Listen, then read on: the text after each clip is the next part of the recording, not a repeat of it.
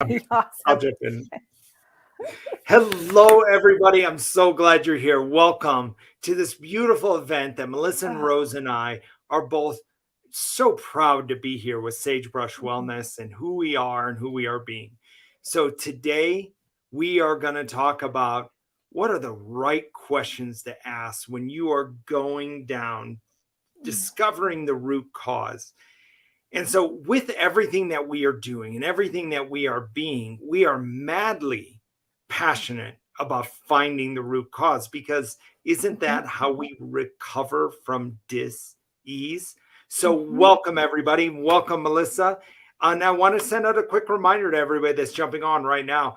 Post your question within just in the chat section. So Mhm. in the posting section or wherever it is, talk to us, ask your question of Yep, Melissa and I, so we can definitely make this personal for you. This is, your exactly. opportunity to talk to two very powerful healers that is going to guide you, that is going to help you, that is going to be with you through your recovery process. Yeah, I said that correctly. Your recovery Mhm. process. So, welcome, Melissa, for today's Healing Circle. So happy that you're here. Oh, thank you, Matt. And I'm happy you're here too. I love these conversations So because do we I. get to talk about some of the big things that Hmm. most people don't talk about, the That's a great. things that aren't safe necessarily Yeah. sometimes, and the Hmm. things that are really, really real. Like last week Mm. when you asked me the question, would you, if you were given the choice, would you draw back the Mhm. curtain and not have multiple sclerosis? That is the first time I had ever thought about that question. And that hit me right in the middle. I'm like, oh, what would I do? Right? That was horrible. Right. Hmm. But what I gained on the back side of it and how I can now use that to help people. No, I wouldn't give that up. So I love the conversations we have and the questions that we ask and how raw and real we get to be here. Hmm. Oh, I love how you said that because you answering that question actually showed up in another group this morning Mm, where somebody said in a previous live that you had done and things that you've mhm, talked about was, are mhm. you afraid of healing? And you Mm, brought this yeah. up very important for me Mhm, is even when I was married 21 years prior, mhm, to 2 years ago, I met the woman of my dreams and I'm going to propose to her. And you had said, or do you feel safe to marry again? mhm, And that took a couple weeks to really sit with that question. So mhm, is this healing? So I have a question for you, Melissa. Is in this healing or recovery process that we are all in, is it giving yourself the patience to answer those mhm, questions, to be with those questions with love? mm. That's big. That's big. So, can I answer that in with a story? No, I'd love to. Yeah, absolutely. So, I'm thinking very, very clearly about a precious gal that I was working with fibromyalgia. And Mhm. so, when we dive into, how do I say this? When we dive in our intake session, like we look at all the symptoms that's going on, we look at any blood work that's come in. Do we need to order blood work? What kind of testing do we need to really dive into? And we look at a really deep, how do I say, broad overview of what's happening in the body, Mhm. so we can start uncovering the physiological pieces of what is Mhm. causing the disease process for our clients. Okay. And I'd worked with this precious gal. She was doing so good. Her body was doing amazing. And the trajectory of her healing was doing really, really well. We'd worked together for quite some time. And then she started to kind of stall out. And we, we're kind of exploring that and seeing what was going on and what the stall out was. And I asked Mhm. some really big questions. And Then the next session that we had, I noticed a complete shift in her. And like, we didn't talk physiological stuff at all. We weren't talking supplements and food and test results. We were talking real stuff, real here. And came to find out, I mean, she was able to share with me a very deep trauma that had happened to her when she was in school, 5 years old. She was not allowed to tell anybody besides her parents, and her parents even told her to not tell anybody. She wasn't able to get counseling. She had to stay in that unsafe environment. I was the first person she had told, and she was past middle age. And my heart broke for her. We walked through it together. We talked through it together. But that immediately changed her healing trajectory again to open up, and her body was able to then, proceed and just continue. But once she opened that door of not really anything but just sharing and being heard and in a safe space, she eventually went on to get some very good counseling and therapy for that, and was able to really climb out of that box that she'd kind of been in for her whole life. But her body needed her to be heard. And for her, that trauma that she had lived with for so long was a root cause of why her body was experiencing fibromyalgia. And I could track back and go through all the how it works and why, all of that. But just acknowledging that and opening the door to being heard in a safe space changed how her body could heal. Does that make sense? I think it makes beautiful sense. So do you feel that holding on to that past trauma, not being able to release it, and I approach this in the basis of stuck energy. It's almost as if we are resisting that moment. We are resisting seeing that pain again. I'm not saying that this is very deep work, that if anybody that's on right now, definitely go see a therapist, see psychologist, see who you need to release this stuck energy. But identifying within yourself, is there stuck energy within a lot of the patients that you meet? And when I say stuck energy, somewhat of that resistance, or something happened and I don't want to see it. You see this more often than not. Yeah. I think when you're asking me, what do I see over, like, in a commonality, the biggest thing that I see is the lack of empowerment. Like, they don't feel like how do I say this well? Often it's hard to realize that you have the choice to become well. Because when we're really, really sick and a disease process has handed your ass to you, it's really hard when you don't know what to do to go to retain your sense of power or strength inside. Does that make sense? I think to it makes really beautiful. be able to, still be able to say yes and no, and still be able to go, this is what I feel like I want to do to help myself be better. I like how you said to be able to say yes or no. Do you think that, and I'm going to take a quick break really quick. Anybody that's on right now, if you have a question for Melissa and I, definitely jump into this conversation. It doesn't even have to be about anything that we're talking about, just what is heavy on your heart or what you're thinking about, or if we stir something up with this conversation, definitely jump in, talk to us. So love it. When you said at that point, does the dis-ease then, is it pointing us to that area where the trauma was or where those moments were, and having us really take a look at anything that is within our lives right now? So taking a look at that energy and helping it to get unstuck. I believe so. Because symptoms literally don't just happen because of a oops or a whatever without a reason. Okay. Right. So it has to be caused by something in the body, something that is sideways.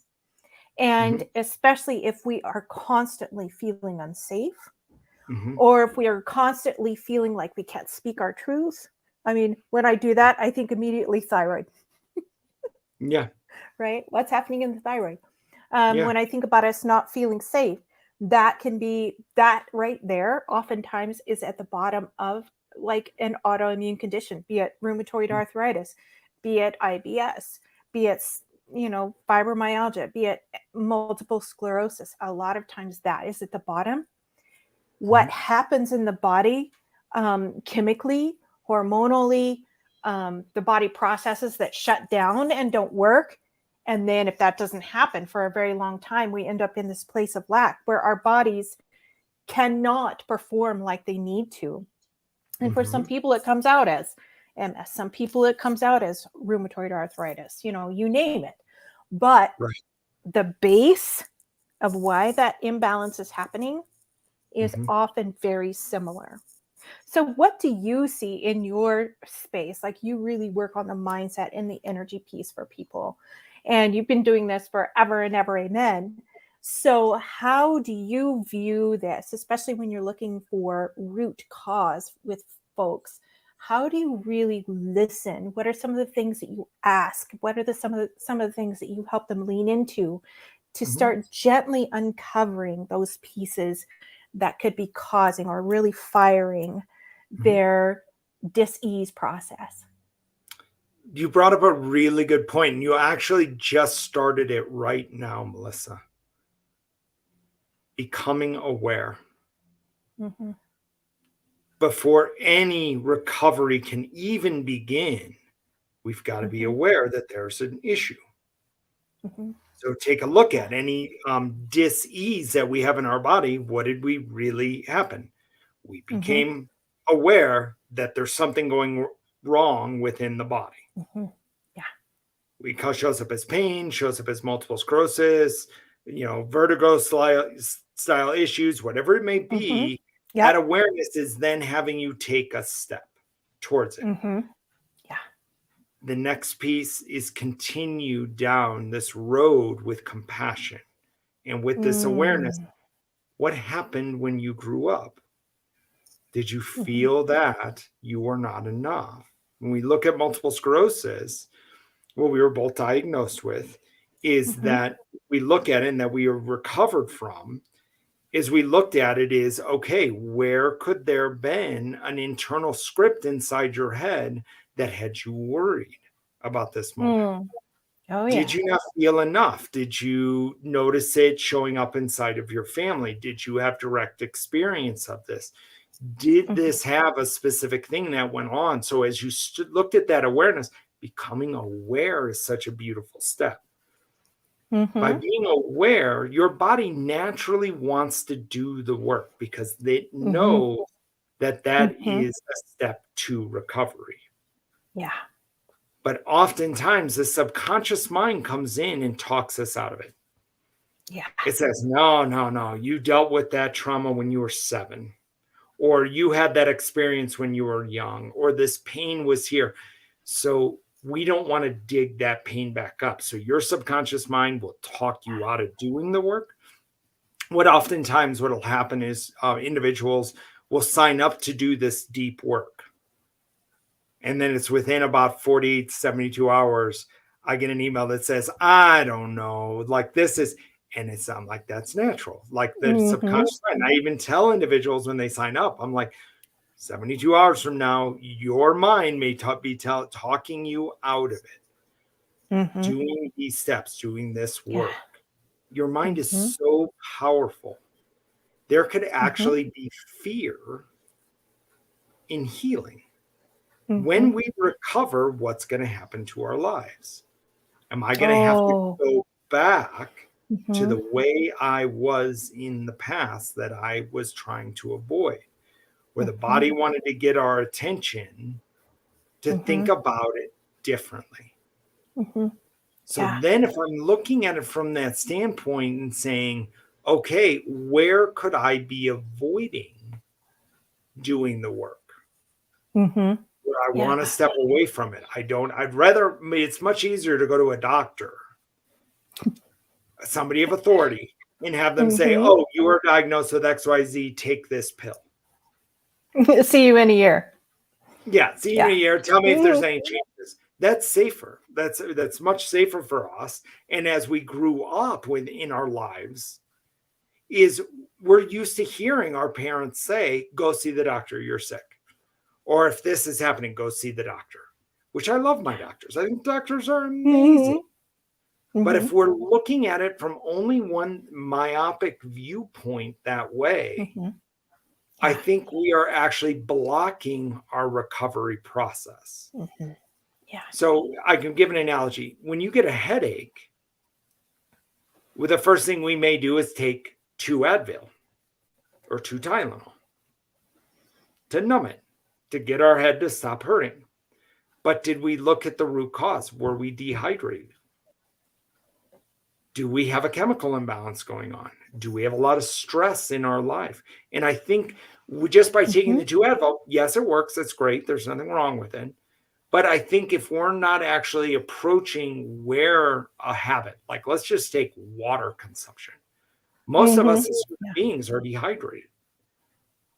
And that's typically when a headache starts to show up, is when we get Mhm. severely dehydrated. Yeah.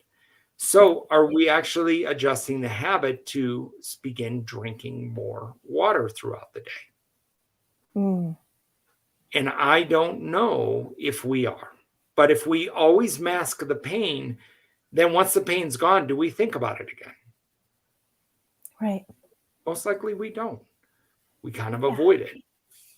So, Susie, I'm so glad you're here. Hey, girl. So, Susie said, yeah, let me pop her question up so we can see that. Okay. Let me go here. Let me pull this down. Let me go back to that. Let me show that. No, I want to show that. All right. So Susie said, when women are diagnosed with Hashimoto's thyroid issues, there's a high occurrence that it happens after childbirth. How do women deal with emotional connection that come with having children? Mm. That's a good Love that question. question. How would you answer that question, Melissa? So of course my brain goes clinical like in a half a second here. Because anytime there is significant stress on the body, both the adrenals and the thyroid get involved. And I cannot think of a what unless it's nearly dying, there is probably not a there's not a much more emotional and traumatic experience for a woman than having kiddos, right? The whole process is so uh, highly charged by hormones. Our bodies are working so hard, right? And if something goes sideways in the birthing process, if there was something that wasn't right, if there was a fear around the child's wellness, whatever, there can be extra baggage that comes along with that process. And it's not just the body and the hormones that go through it, it is a true emotional experience. Mhm. So, one of the things that I see when I'm working, especially with gals that have postpartum, is Mhm. that there's a very real imbalance that happens in the thyroid. But Mhm. also, we have been trained and taught as women, we've got to be this perfect little mother. And it is so freaking hard to do that when you haven't had sleep. Your body's trying to heal, and you have no idea what you're doing with this new little human, especially if it's your first one. Yeah. And some people just walk right into it and they are all about it. But some of the rest of us, it's like, oh my gosh, what is happening? And it takes some very real, how do I say, support around this. And really using what you were saying, Matt, about noticing and sitting with how you're feeling about these things and Mhm. not like, oh, I should be doing this better. I should be a better mom. I'm, whatever. And really doing the Mhm. whole down on yourself thing but also looking for support hormonally and nutritionally and all the pieces so that your body actually has everything it needs to heal and recover. So you create balance both in the emotional space and in the body, which I'm putting my hands separately, and there is no separate. It's like this. Mm. So what are your thoughts? First, I want to let you know that you're doing the best you can with what you know right now. And it's absolutely beautiful with every emotional connection you're trying to make to your children and all those points. But I want to bring up the point that where you received your information from was your upbringing, was the experience you had being a little girl, and how your parents, and looking at that standpoint, your parents did the best they could with what they knew at that time.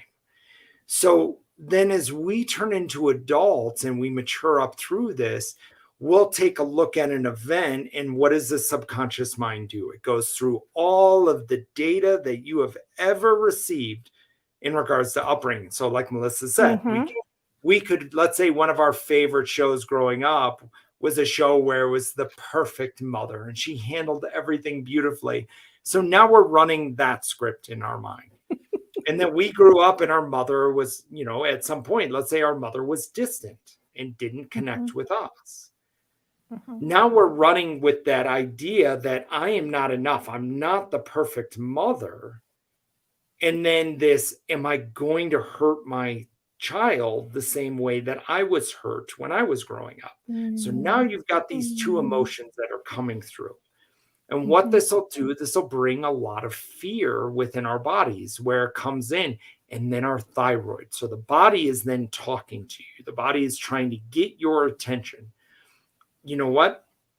And where it's trying to get your attention, and it's saying, okay, I don't feel comfortable saying something. I don't feel comfortable setting a boundary. I don't feel comfortable asking for help, whatever it is. I don't feel like I'm being enough of a mother. I want to let you know you're not alone. That at some level, I think every mom and dad goes through this is, what am I doing? I remember the moments with my two kids being like, I have no idea what I'm doing right now. Right? Me too.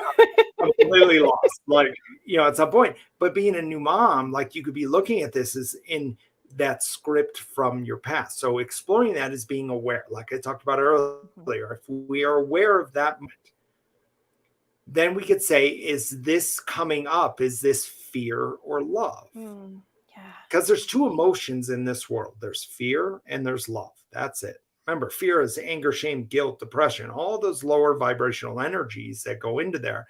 And love has compassion, joy, acceptance, surrendering, has all of that kind of stuff. So at that point, when we're looking at this, we could say to ourselves, am I responding out of fear? Because fear is going to equal stress. Stress equals symptoms. It has that imbalance within the body. Or am I approaching this with love? So when we look at it, is saying, okay, as we're raising our kids, we could ask ourselves the question, what would love do right now? How would love be? Maybe love is feeling and knowing that you are enough. That everything you are doing is right now. And then we can go even another step further and say there is no right or wrong. There just is. So every moment is leading us to another moment. And I don't think any parent is perfect. I think every parent is doing the best they can. But if we continue to beat ourselves up, then the body is going to respond in that specific way. If I'm beating myself up and not loving myself fully from within, then it's going to lead to stress. And then the body is going to want something to say about it. It's going to try to get our attention. Yeah.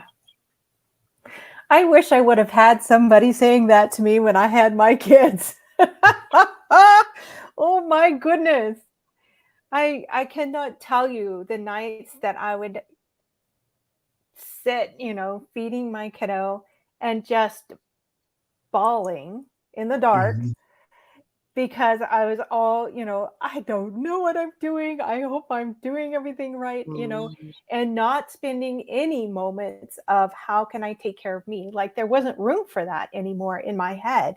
And to just have somebody say, you know what? How can you love yourself right now? Even though I was sitting in the rocking chair feeding my kiddo, so tired I had bumped into the wall how many times trying to find Mhm. in the dark, trying to find the kids' bedroom. Mhm. It was just like, I think that is so huge. How can I love Mhm. myself right now?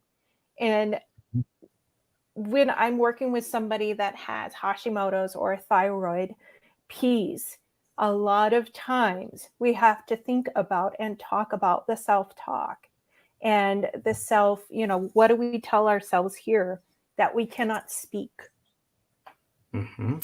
Even though we're working on hormone balance and all the other pieces in the body that are fueling that, that is a Mhm. very real piece that we have to think about is, how do you talk to yourself? And what are you not saying that you need to say? Mm. I love how you said that. What are you not saying that you need to say? Your body actually knows the answer to that. But oftentimes we don't listen. We don't want to Yeah. listen to it because it could stir up old emotion from the past. It Yeah. could stir up all of those pieces. So, really, in that moment, is okay, if the body then is a signal, like the analogy I gave with the headache and the Mm-hmm. Advil, Yeah. the body wants to get your attention. Drink more water. If it could actually talk to you, which it does, if we listen to it, body's like, drink more water. And we're like, nope, I'm going to Mm-hmm. numb you out with some Advil. I'm going to make it Right. feel better for the moment so I can avoid this situation and move this down the road farther so I don't have to Yeah. deal with this in this moment. So, Yeah. with Hashimoto's or any other thing that comes up, even multiple sclerosis, all that, is the body's trying to get your attention. And most often, what I find with my clients, it's love. The Yeah. challenge happens is when there's trauma, Mm-hmm. when there's Yeah. something that is we feel is unlovable and we want Mm. to walk away from it. Mm-hmm. I want to let you know you're not alone in these, Mm-hmm. but it gives Yeah. us an opportunity as we talk about finding the root cause, which Mm-hmm. I think is an overused analogy Yeah. because I think individuals use it as a catch-all. But Yeah. where I'm talking about root cause is let's look at the body's emotional aspect Mm-hmm. of who we are. So we have a high emotion. And then let's say having children triggered an old trauma that came up. Mm-hmm. So then we have an Yeah. opportunity to take a look at that old trauma and say, okay, man, I remember this at this time. Yeah. I remember when this happened and Mm-hmm. forgiving Yeah. ourselves. Right. Yeah. So, Susie, did that help answering the question that way or how we approached it? Or did we speak in circles and you're even more confused now, which is totally fine on that. So as Facebook's catching up and if you're still here. So when you find that for yourself, Melissa, and when anybody's in their recovery journey, how much does emotion play into that recovery journey? I know you touched on this a little bit. Right. So the very, very first doorway into recovery, at least working with the body, is knowing or leaning into belief that you can be well and that your body Mhm. can be better. And once you open that door, then there's sky's the limit to where you can go. But when we're starting and we're looking at all of the, looking at your blood work, looking at your numbers, looking at hormone panels, looking at whatever it is that we need to look at Mhm. to really understand the terrain of the body, Mhm. we work on moving those things first. But often in our exploration, even at the very beginning of our intake about, when do these symptoms start for you? What is the timeline of this disease process for you? is really, those are the first hints and the first openings that we get around the emotional space. Is going back to, I was in a terrible accident, and, my dad was driving. I was in the back seat. My dad didn't live. My mom and my sister and I did. Something like that. That's just really big, or it can be something even smaller. There is no trauma that is small, but something that was big to you in the moment, that really impacted or changed your life, and how you think about yourself and how you view your safety, your wellness, your ability to be okay. Those are big pieces. We'll go back to those and ask around those in our intake session, because I know that I can look there probably 6 months, 9 months, 12 months after that. We'll see a very big increase in symptoms, and even sometimes a dis-ease process is kicked off because of that. I like how you talked about, yeah. Did that answer your question? Yeah, I think it's absolutely beautiful how you answered it too. So Susie talked about something really powerful. With the third child, yes, there will be less stress. And what happens when we have more than one kid, we kind of know what the hell we're doing a little bit.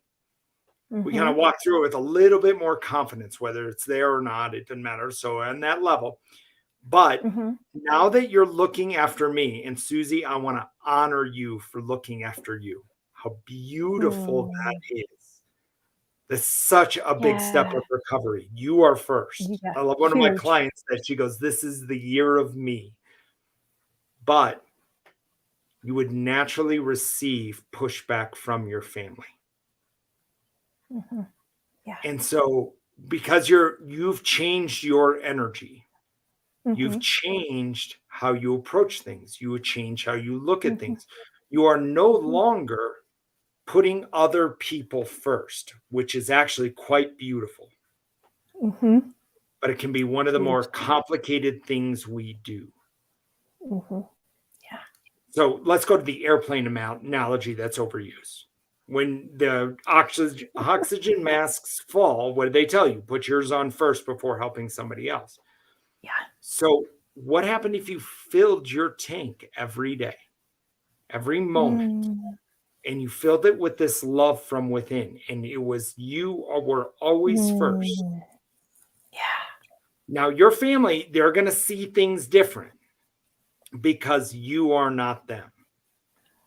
They are going to say, "Oh my gosh, mom is different," or "this is happening different." And they're going to push back. They're going to want to hold on to their old way, their old scripts, everything with it. Our husbands or wives or whoever it is, you have now changed your energy. But the current energy that was there in the past led us to a dis-ease. What if recovering from that dis-ease was putting you first? So I really honor the fact that you are looking after you. Even if you're getting pushback, it will happen in these moments. But always leading into that moment, what would love do? What would love do in this next scenario? What would love do in this moment? Because I've never met anybody that ever caused anger or frustration when they leaned into love first. Love is the answer to recovery. Taking care of you first, taking care of your body, setting healthy boundaries, all those beautiful steps. Yeah.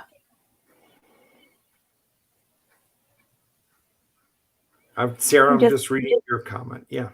Yeah, I was just, Sarah sent a beautiful comment in, and I was just checking in with her to see if there was any questions that we could answer for her in this call, because that's big. That is really, really big. The care for your mom for years with dementia. My mom's got dementia right now. I totally get that. And when you're Yeah. looking at the thyroid, it's the throat Mhm. chakra. So it's our Mhm. voice wanting to be impaired. I Mhm. would ask you, Sarah, at that point. And Sarah, we've done some work together and some actual beautiful work. And it's in that, was there something you wanted to share with your mother before dementia? Or was there, because it was a very stressful situation, did you feel like you couldn't be open for Mm. sharing in that moment, for getting your voice out to her? So it's on that kind of side. Yeah. Any, That yeah. can be really, yeah, that can be really, really tough because I know, like with my own mom, she doesn't know any of us anymore. And so even things that I wish I could have told her and maybe didn't think of, or things that I wish I could tell her now I can, and it makes Mhm, me feel better, but she doesn't remember. But I mhm, think one of the things that I'm learning in this situation for myself is to say them anyway. mm, Um, because to hold them inside, to hold them in my heart and not say them is mhm, not and she's my adopted mom. Um, or that's what I like to call her. They didn't legally adopt me, but really letting what I want to say be said and not hold it in. mm. And I would say too, Sarah, your mom, even if she is passed, she can still hear you. Mm, Is even saying it outwardly, like saying out loud, like having a conversation with your mom. Your mom hears you. She's there still with you in this moment. Is being open for sharing that, sharing whatever you wanted to tell your mother in that moment, something that you may be holding on to. And really, so you could sit with a journal today and writing in that journal, what would I have wanted to tell my mother? mm, yeah. And just writing, stream of consciousness, just writing it down on paper, getting it out of in here, that's bottled up energy inside of our hearts and inside of our bodies, and really getting it out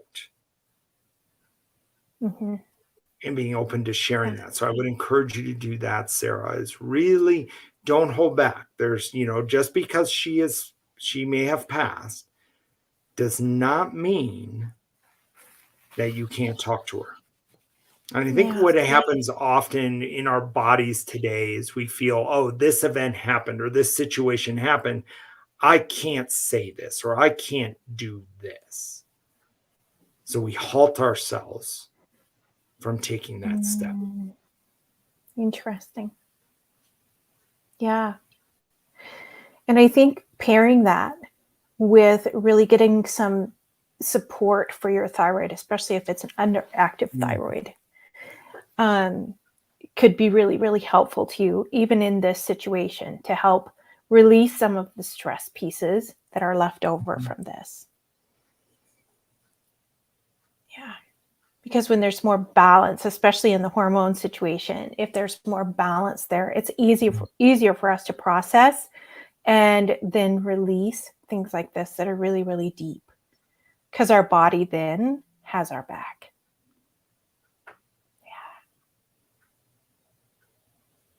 Mm, yeah, You had a lot going on in that period, Sarah. yeah, that is deep. Oh, I Mhm. just want to hug you. Wow. Yeah. Yeah. Yeah. You're holding in your toxic bucket. Your emotional toxic bucket was overflowing. Yeah. Yeah. Okay.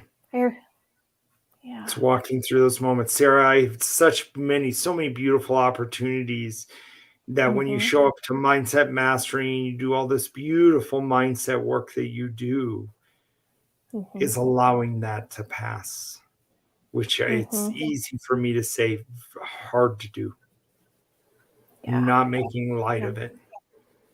Yeah. Yeah.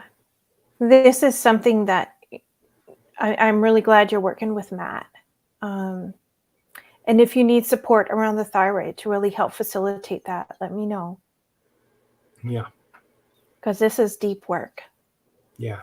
Your body is going to begin healing, begin recovering, that beautiful recovery process.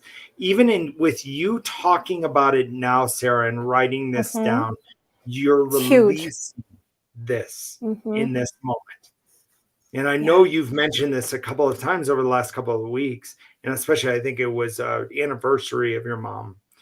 And so with all of this beautiful stuff is sitting in almost, and in that level is forgiving yourself. You did the best you could, Sarah, with everything, with all of everything that was happening in that moment. You did the best you could in that moment.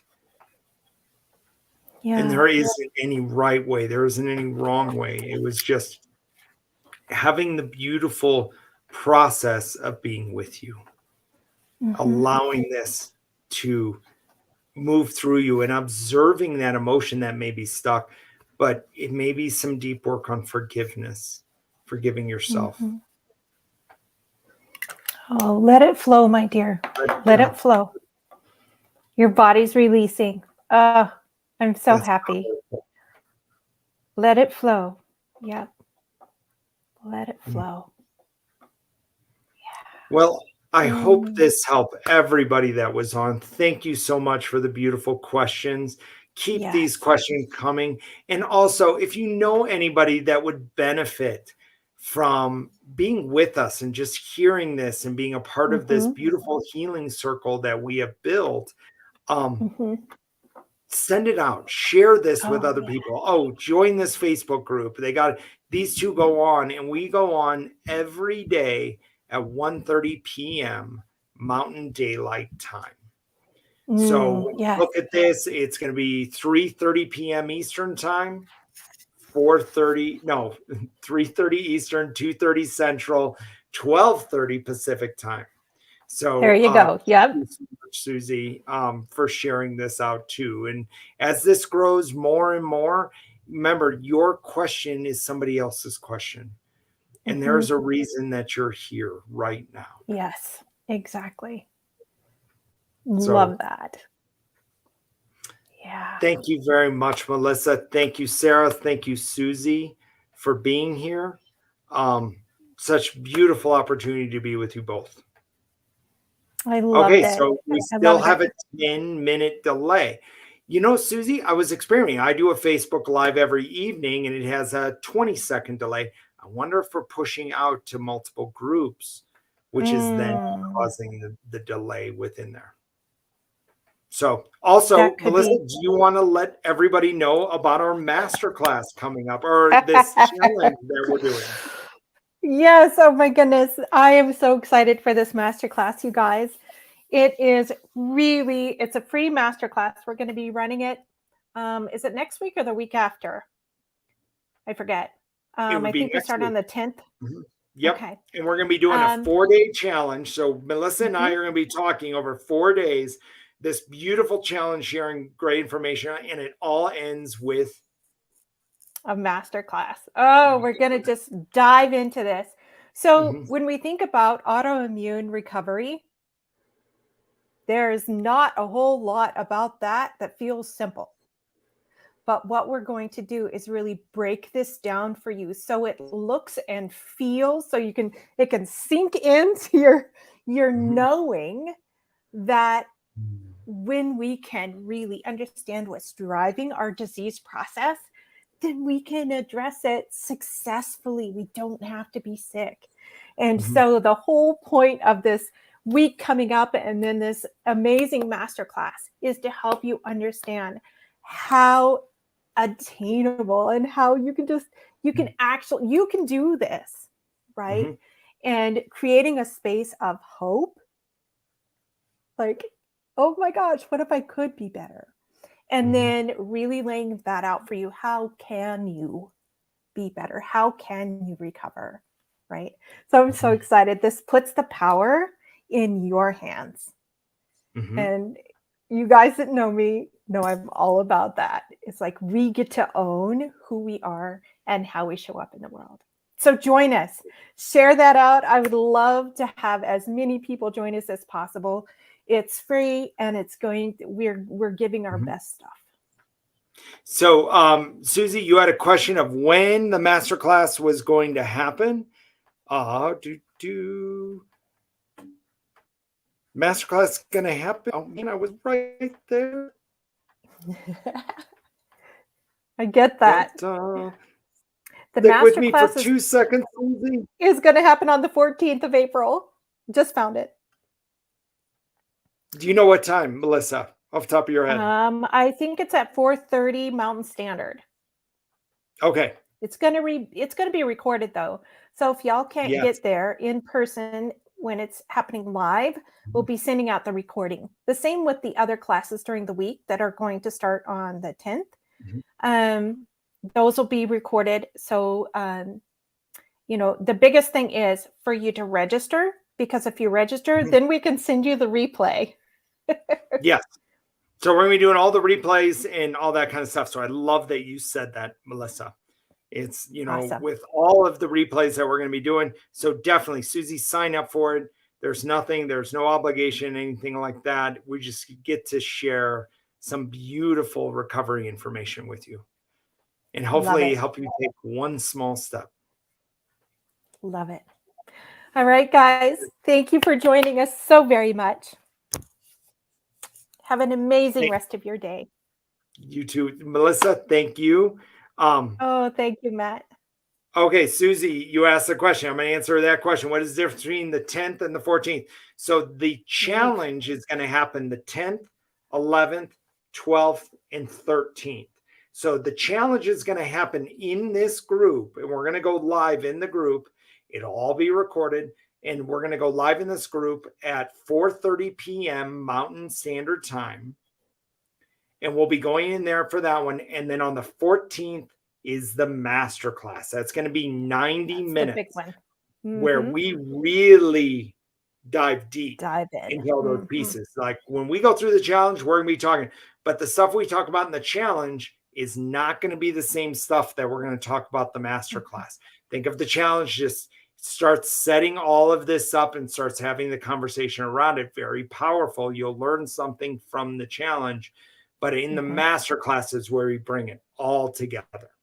So I hope that answered your question. Thank you, Sarah. I'll see you in an hour and a half in my Facebook Live, what I'm doing over there. So thank you, Melissa. Thank you, Susie. Thank you, Sarah. Such a pleasure. Okay. Enjoy. We'll talk to you soon. Okay.